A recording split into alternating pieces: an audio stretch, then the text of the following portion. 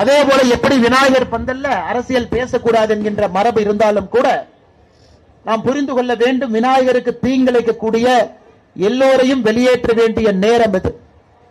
இன்னைக்கு நம்முடைய இந்து முன்னணியினுடைய பத்திரிகையில கூட விநாயகர் சதுர்த்தியில மிக முக்கியமாக 2-3 விஷயத்தை நாம் சொல்லி இருக்கின்றோம். மிக முக்கியமாக கோவில் நகைகளை உருக்கி வங்கியில் டெபாசிட் செய்த கணக்கில் எவ்வித வெளிப்படை தன்மையும் இல்லை.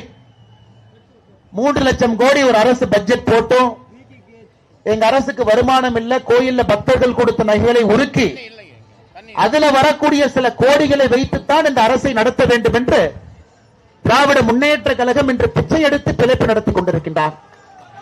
கோவில்ல ஒருவரும் மன உருகி அரசுக்கு இதை கொடுக்க வேண்டும் என்று, கோவிலுக்கு கொடுக்க வேண்டும் என்று கொடுத்தது அரசு கொடுக்க வேண்டும் என்பதல்ல.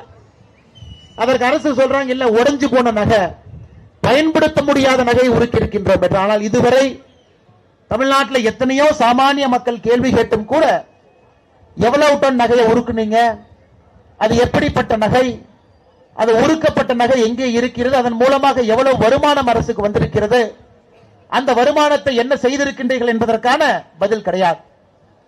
ஒரு கோவிலிலும் கூட ஆகமிக விதி மீறப்படுகிறது. என்ன கேரளால கம்யூனிஸ்ட் அரசு விஜயன் அவர்கள் ஐயப்ப மாநாடு கேரளாவில் நடத்துறார்.